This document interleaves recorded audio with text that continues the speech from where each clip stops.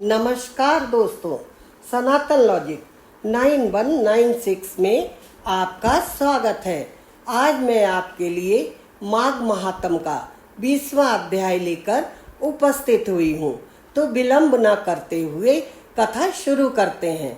गंधर्व कन्याओं की व्यथा की आगे कथा सुनाते हुए महर्षि वशिष्ठ ने कहा, हे राजन, अपने अपने बिस्तरों पर अर्ध चैतन्य और उदास गंधर्व कन्याओं को देखकर उनकी माताएं व्याकुल होकर उनके समीप आईं।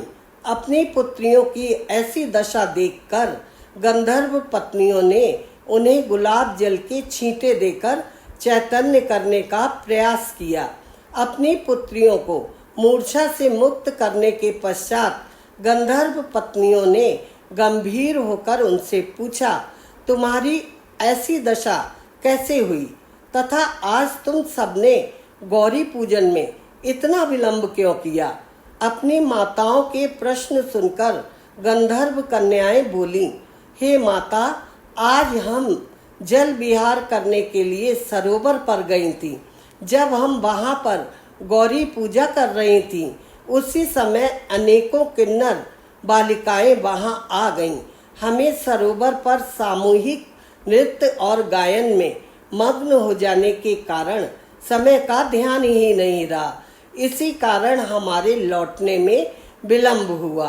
आज हमने नृत्य, गायन तथा संगीत में सामान्य से अधिक परिश्रम किया है। यही कारण है कि हम थकी हुई होने के कारण कंपायमान होकर बिस्तरों पर गिर पड़ी तथा मूर्छित हो गईं।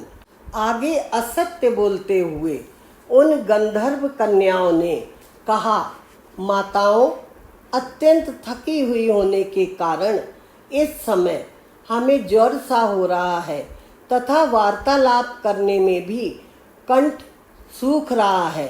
अतएव अब कृपा कर हमें विश्राम करने का अवसर दें। इस प्रकार वह रात्रि गंधर्व कन्याओं ने अनिद्रा तथा व्याकुलता में व्यतीत कर दी। हे राजन, प्रातःकाल जब भगवान भास्कर ने पूर्व दिशा में लालिमा बिखेर कर अपनी मुखाकृति प्रकट की, तो उन गंधर्व कन्याओं ने वस्त्राभूषण और परिधान परिवर्तित कर अपनी माताओं से गौरी पूजन का बहाना बनाकर वन के लिए प्रस्थान किया। हे राजन, सरोवर के तट पर पहुंचकर उन पांचों गंधर्व कुमारियों ने कल की ही तरह धूप, दीप, चंदन तथा पुष्पों से भगवती पार्वती की पूजा और नृत्य व गायन करती हुई वहीं बैठ गईं। इस समय संयोगवश ऋषि कुमार आग्नेय भी सरोवर के तट पर आ पहुँचे। आग्नेय को वहां आया देखकर गंधर्व कुमारियां हर्ष विभोर होकर प्रफुल्लित हो उठीं। उनके नेत्र हर्षोन्मत्त हो उठे। उन पांचों ने ऋषि कुमार को चारों ओर से घेर कर उपालंब देते हुए कहा, कल तुम कहाँ अदृश्य हो गए थे, किंतु तुम्हारा आज निकल पाना असंभव है। आज हमने तुम्हें चारों ओर से घेर लिया है। हमारा प्रण है कि आज हम तुम्हारा पति रूप में वरण करेंगी अथवा मृत्यु को ग्रहण कर लेंगी। इस प्रकार अपने हाव भावों और वचनों से वे पांचों ही गंधर्व कुमारियां ऋषि कुमार आग्नेय को अपने वश में करने की चेष्टा करती रहीं। उन गंधर्व कुमारियों से घिरा हुआ ऋषि पुत्र आग्नेय गंभीर स्वर में बोला, हे गंधर्व कुमारियों, तुम अपनी रुचि तथा ज्ञान के अनुसार उत्तम, शुभ, अनुकूल तथा रुचिकर वचन कह रही हो, किंतु मुझे क्षमा करो। मैं ब्रह्मचर्य आश्रम में रहकर गुरुकुल में वेदों का अध्ययन कर रहा हूँ। हे गंधर्व कुमारियों, इस समय विवाह करना मेरा धर्म नहीं है। ऋषि कुमार के नीति और धर्म से परिपूर्ण वचनों पर ध्यान न देकर काम पीड़ित गंधर्व कुमारियों ने पुनः कहा, हे प्रियवर, विद्वानों का कथन है कि धर्म से अर्थ और अर्थ से काम तथा काम से धर्म रूपी फल की प्राप्ति होती है। धर्म की अधिकता के कारण ही इस समय काम तुम्हारे सम्मुख उपस्थित है। अतएव इस समय इस काम का विविध भोगों सहित उपभोग करना तुम्हारा धर्म है। ऐसा करके तुम्हें यह पृथ्वी स्वर्ग समान और अपना जीवन सार्थक प्रतीक होंगे। गंधर्व कुमारियों के ऐसे वचन सुनकर आग्नेय ने कहा, हे कुमारियों, आपका कथन किसी अंश तक सत्य है, किंतु मैं तो अपने ब्रह्मचर्य व्रत को पूर्ण करने के पश्चात अपने गुरु की आज्ञा प्राप्त करके विवाह करूंगा। अभी मैं किसी के भी साथ विवाह नहीं कर सकता। अपने रूप, यौवन और वैभव के मद में चूर उन गंधर्व कुमारियों ने कहा, हे ऋषि कुमार, विचार करो, कहाँ हम उत्तम सुंदरियां, कहाँ तुम तापस वेशधारी बटुक तपस्वी।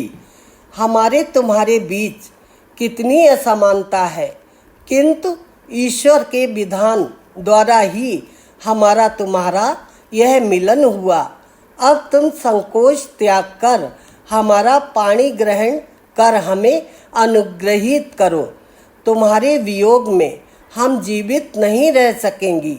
गंधर्व कन्याओं को समझाने की चेष्टा करते हुए ऋषि कुमार आग्नेय ने कहा, हे सुंदरियों, धर्म, अर्थ, काम और मोक्ष, इनको शास्त्रोक्त रूप से जीवन में अपनाने वाले ही सद्गति को प्राप्त करते हैं। अतएव मैं असमय विवाह के लिए प्रस्तुत नहीं हूँ। मैंने ब्रह्मचर्य व्रत धारण कर रखा है। इस समय आप सब यहाँ से जाइए। जब मैं विद्या अध्ययन समाप्त कर ब्रह्मचर्य व्रत पूर्ण करके गृहस्थ आश्रम में प्रवेश करूँगा, उस समय यदि मेरे माता पिता तथा आपके माता पिता परस्पर सहमत हुए तो मैं आपका पाणी ग्रहण करूँगा, अन्यथा नहीं। आग्नेय पर अपना जादू असफल होते हुए देखकर वे परस्पर विस्मित रह गईं। क्षण भर बाद ही प्रमोदिनी ने आग्नेय के चरण पकड़ लिए। सुस्वरा तथा सुशीला ने उसकी दोनों भुजाएं पकड़ लीं और सुतरा तथा चंद्रिका ने उसे अपने आलिंगन में आबद्ध कर लिया। वे कहने लगीं, अब हम बिना पाणी ग्रहण तुम्हें यहाँ से कदापि न जाने देंगी। हे राजन, गंधर्व कन्याओं के स्पर्श तथा प्रेमासिक्त वचनों का भी ऋषि कुमार पर कोई प्रभाव नहीं पड़ा। उसके मन में कोई विचार भी उत्पन्न नहीं हुआ। गंधर्व कन्याओं के इस आचरण से क्रोधित होकर ऋषि कुमार ने उन्हें झटका देकर अलग करते हुए तत्काल सभी को शाप दे दिया। तुम सब लज्जा रहित होकर पिशाचनियों की तरह मुझसे लिपट गई हो, अतएव तुम सब पिशाचनियाँ होकर पिशाच योनि को प्राप्त करो। ऋषि कुमार द्वारा ऐसा दारुण शाप सुनकर क्षण भर के लिए वे गंधर्व कुमारियां हतप्रभ रह गईं। उनके मुख पर क्रोध तथा भय छा गया और वे कहने लगीं, अरे पापी, तूने हम निरपराधिनियों के साथ ये कठोर तथा निर्दय आचरण किया। तुम्हारे इस धर्म ज्ञान को सहस्त्रों बार धिक्कार है। जो हृदयहीन मनुष्य अपने मित्रों तथा अनुरागी भक्तों के साथ ऐसा कठोर तथा द्रोहपूर्ण आचरण करता है, उसे दोनों ही लोकों में दुख तथा संताप प्राप्त होता है। तूने व्यर्थ ही हम निरपराधों को शाप दिया है, अतएव अब हमारे शाप से तू भी पिशाच हो जा। परस्पर शाप देने के कारण वह गंधर्व कुमारियां तथा ऋषि कुमार तत्काल ही पिशाच पिशाचिनी हो गए। तब वे क्षुधा तथा तृषा से पीड़ित होकर बुरी तरह रोने बिलखने लगे, किंतु उस निर्जन वन में उनकी करुण पुकार सुनने वाला कोई न था। वहां खोजते हुए उनके माता पिता वहां आए भी, परंतु पिशाच रूप में इन्हें पहचान न सके। उन्हें इस प्रकार पिशाच योनि भोगते भोगते बहुत समय व्यतीत हो गया। संयोगवश एक दिन माघ मास की चतुर्दशी को महर्षि लोमश स्नान करने के लिए उस सरोवर के तट पर आए। क्षुधा से पीड़ित उन पिशाचों ने जब महर्षि लोमश को वहां देखा तो उनका वध करने की इच्छा से वे उनकी ओर झपटे, परंतु महर्षि के प्रखर तेज के सम्मुख वे ठहर नहीं सके। अतः वे उनसे कुछ दूर हटकर खड़े हो गए। इसी समय वहां आग्नेय के पिता वेदनिधि ब्राह्मण भी आ गए। वेदनिधि ने महर्षि लोमश के चरण स्पर्श करके करबद्ध निवेदन किया, हे प्रभु, बड़े ही पुण्य प्रतापों से संत समागम प्राप्त होता है। मेरे धन्य भाग जो आपके दर्शन प्राप्त कर मैं कृतार्थ हुआ।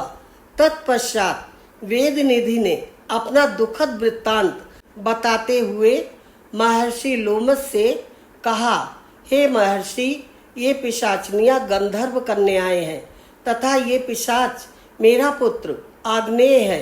यह सब परस्पर एक दूसरे को शाप देने के कारण पिशाच योनि को प्राप्त हुए हैं।